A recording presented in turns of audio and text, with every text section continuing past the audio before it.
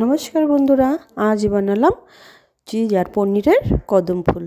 তো এটা চিড়ে দেওয়া হয় আর চিজ লাগে, গ্রেট করা চিজ নিয়েছি, এখানে মটর, ছোলা, পনির একটু কষিয়ে নিয়েছি জল ছাড়া, আর আটা দিয়ে একটু মেখে নিলাম। আর এটাকে এবার গোল গোল করে নেব।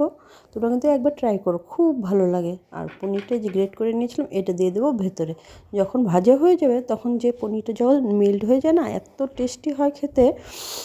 তো আজকে আমি এটাই একটু ট্রাই করলাম, ট্রাই বলতে বানিয়েছিলাম, তো তোমাদের সাথে শেয়ার করলাম আর কি। তো এটাই এই করেই এখনকার এরম করে আমি গোটা গোটা কিন্তু চিড়ে নিয়েছি। চিড়েটাকে অনেক সময় তুমি গ্রাইন্ডার যদি গ্রাইন্ড করে তাহলেও কিন্তু ভালো হয়, মানে বেশ একটা কুরকুরে ভাব আসে।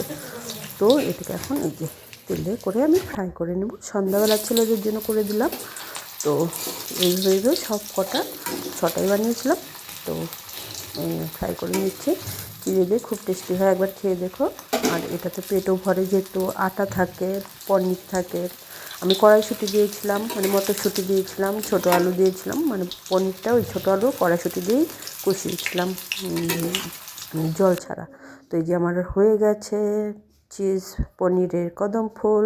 তো তোমরা কিন্তু অবশ্যই একবার ট্রাই করো। যে আমি একটু কেটে কেটে দেখে দিচ্ছি, ওর ভেতরটাতে চিজটা পুরো কিন্তু মেল্ট হয়ে গেছে।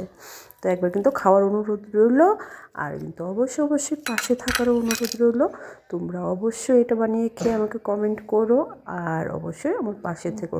আর ভিডিওটা ভালো লাগলে লাইক, শেয়ার, সাবস্ক্রাইব অবশ্যই করো। সবাইকে অসংখ্য ধন্যবাদ।